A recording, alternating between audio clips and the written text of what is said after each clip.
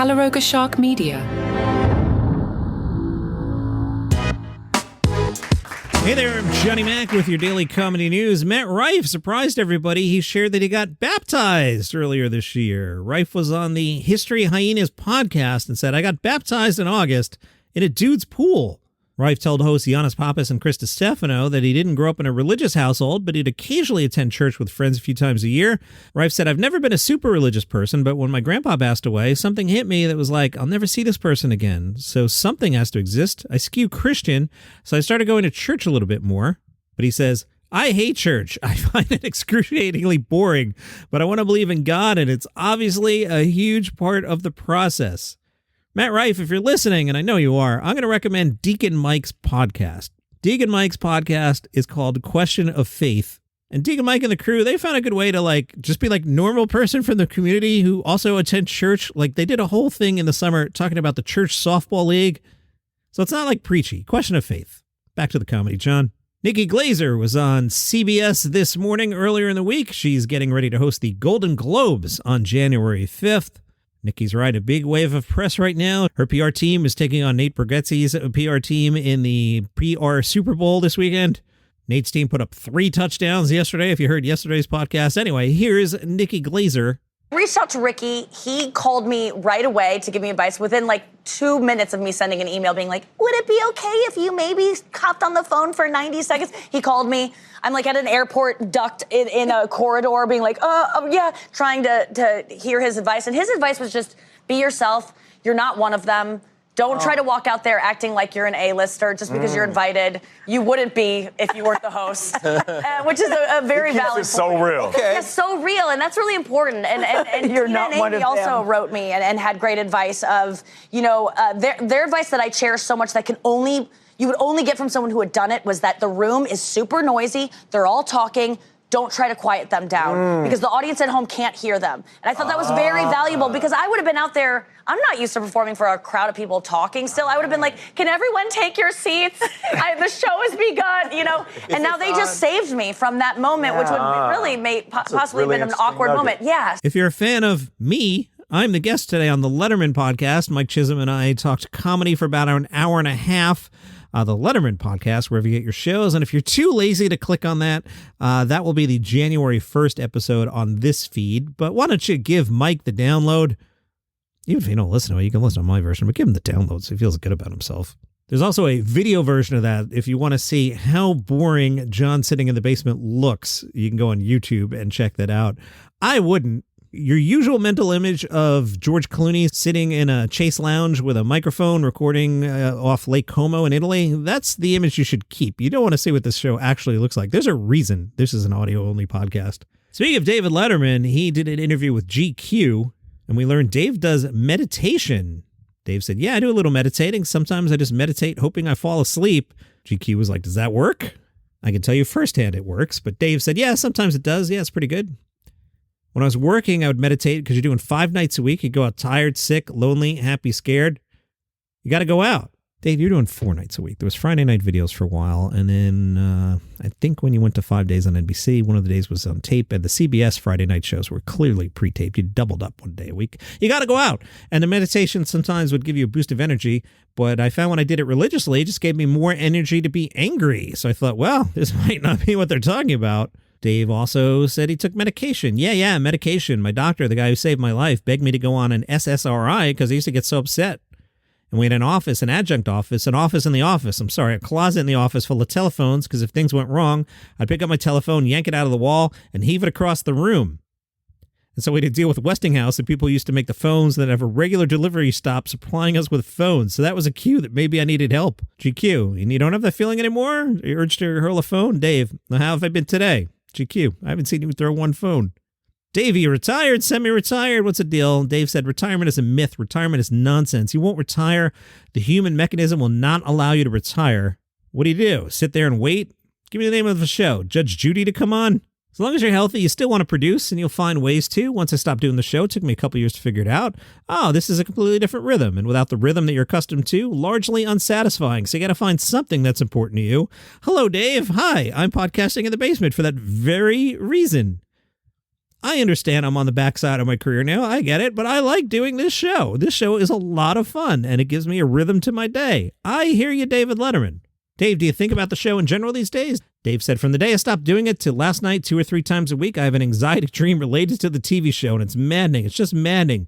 The dream is I show up, and here I am. I'm ready to do the show. I'm on the old show schedule. I've been to rehearsal. I've been to hair. I've been to makeup. I come down, and it's people I don't know looking at me saying, okay, we'll get to it. But what about the audience? I guess they're here, so it's me in the same mode. Everyone else is incomplete, and it's anxiety that usually wakes me up at a start.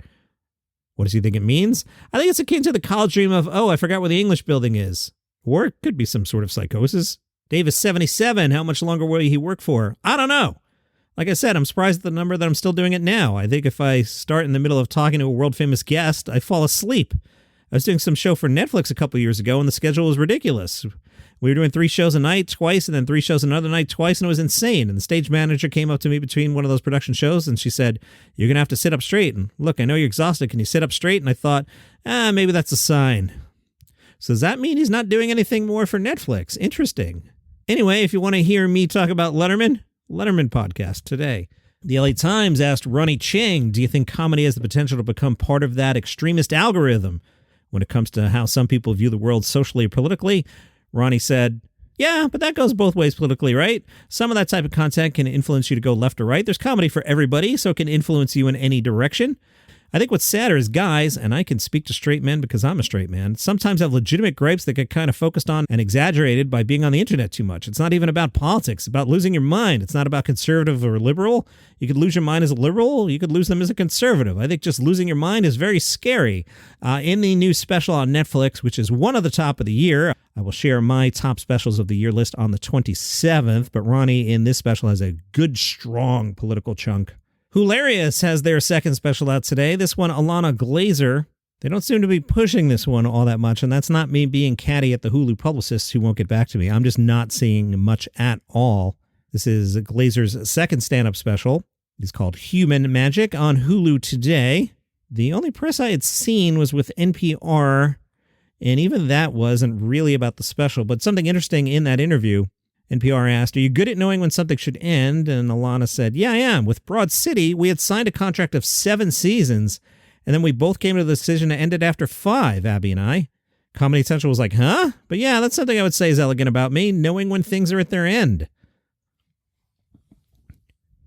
CBS has picked up the pilot for Zorna, Zorna Gorg's multi-camera comedy. The sitcom is called Zorna, and in Zorna, Zorna Gorg plays Zorna, a brown immigrant woman who's been raising her American-born kids on Indian values. But now that they're getting older, it's time for her to focus on her own American dream. Amy Schumer had a project called Kinda Pregnant, a comedy movie. It's now scheduled for February 2025 on Netflix. It follows a woman wearing a fake baby bump because she's jealous of her best friend's pregnancy and leads her into awkward comedic situations. Amy Schumer has a producer credit, as does Adam Sandler, so you know it's good. I mentioned yesterday that I've pre-taped a bunch, holidays. Johnny Mac wants to take a couple days off, so you probably won't hear me talking about All-In Comedy About Love. That's the Broadway show that's starring John Mulaney, so you'll see a lot of John Mulaney press next week, so if I don't talk about it, it's because I pre-taped. Mulaney said, I like every single thing about Broadway. I like that if you're not on the crew that should move a chair, you can't move a chair. I like that you run into everyone else doing shows. I like every single part of it. Mulaney also talked to the red carpet about how fatherhood has changed his comedy. Let's listen to John and we'll take the break. Oh, it's much less precise. Oh my God. There used to be limitless time in the day and tons of sleep to remember every little nuance and syllable of every little joke. That's gone. So I think in some ways it's benefited from that. 10% less clever, but perhaps funnier. Kevin Hart will tape his next comedy special tomorrow and Sunday at the Adrian Arsht Center for the Performing Arts in Miami. Ian Lara is taping his special at Le Poisson Rouge. Did I get my French right there? I'll leave it in. Close enough. Who knows? I don't know. Ian Lara is taping his special Saturday at that place in New York City. Vince Vaughn's Bad Monkey is getting another season from Apple TV. I like the Apple guys. You watch one of their shows, and all their shows are actually pretty good. They have a pretty good track record. Plus, they renew things, unlike Netflix, which you get into something, and they're like, we're not making any more of it. Or like Shane Gillis's tires. Like, that took like 10 minutes to make. No offense to the writers, but that wasn't like, it's not like they made an Indiana Jones movie. It's guys sitting around a tire shop riffing. And they only made 6 of them. Make 16 episodes of Tires, will ya? Anyway, Bad Monkey will come back to Apple TV. It stars Vince Vaughn. They got a tax credit, so they're going to film in California. I don't know how that's going to work. It's supposed to take place in Key West. Who knows? The Toronto Guardian caught up with Kyle Bergstresser. He's been told his comedy style is a mix of Rory Scovel and Pete Holmes. But to describe it without referencing someone else, I'm like a guy who does so many stupid act outs that it's basically sketch comedy. Some of his influences include some Canadians that I haven't heard of, so I'm going to guess you haven't either. Tim Gray, Ryan Ash, Dana Smith, right? You don't know who those are. Andy Samberg, Nick Kroll, Tim Robinson, Chris Locke, Maria Bamford, Tim Heidecker, Connor O'Malley. Just anyone getting up there and being a crazy ass. Favorite comedian growing up?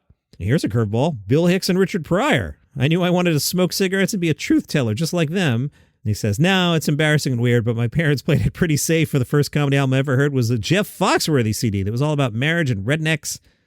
I listened to it like 1,000 times and showed all my 10-year-old friends, and we all somehow found it relatable. Also, some cassette tape in my dad's truck of a Christian comedian who had some bit about how God made it so vegetables only taste good when you cook out the nutrients. He was like, ain't our Lord and Savior funny that way? And I was like, yes, Mark, and I'd like to do this someday. His favorite comedian now, John Mulaney, which is tough because he showed his behind a little bit in the last few years. But I've decided that I don't need my comedian to be coke-free or great husbands. As long as they're not total monsters, I still love them. Wait, did you say that out loud? We're not supposed to say that out loud. What's your pre-show ritual? 2 iced coffees. All right, I like it. Here, I'll shake one for you. BuyMeACoffee.com/dailycomedynews. 55 push-ups. Not doing that. Not even doing 5 push-ups. Not doing 1 push-up. Scream into a bunched-up sweater. Do the happy dance.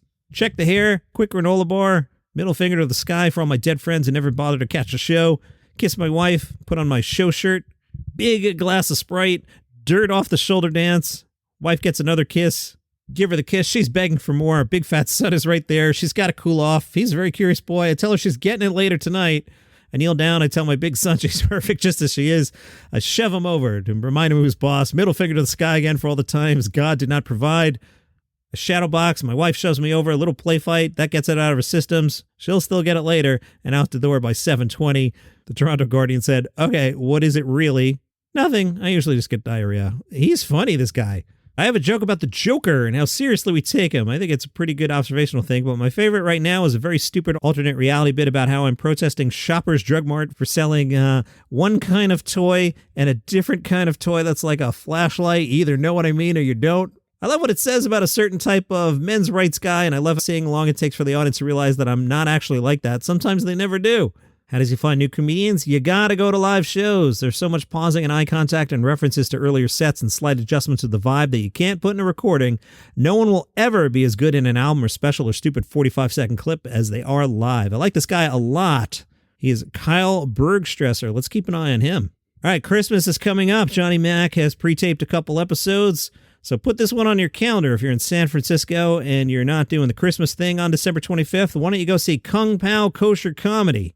They're doing 6 shows from the 24th to the 26th at the Cantonese Imperial Palace. This year's lineup includes Ophira Eisenberg, Becky Bronstein, and British comedian Matt Kirshen. There's a 5 p.m. dinner show and an 8:30 cocktail show on the 24th, 25th, and 26th at Imperial Palace in San Francisco. $71 to $96 in person. Now, if you just want to sit home and watch this thing, $35 to $81 YouTube live stream. An $81 live stream? KosherComedy.com. I'm clicking on that link. I support you guys, but an $81 stream? 81? Are you going to send food to my house? All right, let's see. To watch Kung Pao on the YouTube live stream, buy a ticket from the box office, click on the YouTube link. You'll get a email. All right, I'm clicking on the box office. I got to see what I'm getting for $81, guys. All right, it just says purchase tickets. I'm going to get one for the December 25th cocktail show. Purchase tickets. Click here to purchase YouTube live stream tickets. Purchase tickets. A lot of links here. Pay what you wish level 4, $35. And then there are tiers. Okay, so it's a pay what you wish starting at $35, and the top tier is a suggested $81. At least that makes sense. I mean, if you want to be generous, great. But if we're just charging $81 for a live stream, that's a little nutty. If you're in Dayton, you might want to check out the Cockaroo Comedy Competition. Saturday at the Black Palette Art Gallery. Show begins at 8. Tickets are $10. Saturday begins the quarterfinals of the competition. The winners will advance to the grand finale, which is January 4th at Bricky's Comedy Club, located inside Star City Brewery there in Dayton. And that's your comedy news. I do want to talk about Yellowstone for a second. So if you haven't seen the Yellowstone finale or you don't care, you can check out and I'll see you tomorrow. But for the Yellowstone fans who saw the finale, spoilers coming up, what was that? I'm not even talking about like what happened to the Dutton Ranch. Fine, kind of saw that coming for 3 seasons now. No issue with that, but let me ask you this. So John Dutton was the governor, and his death is mysterious. Then on the show, is it what, 3 days later, 4 days later? The governor's son, who's also the attorney general, he's missing. So if we're the investigators who haven't actually seen the show, we think the governor's son has beaten up his sister and then disappeared. Eventually, they're going to find that he's dead.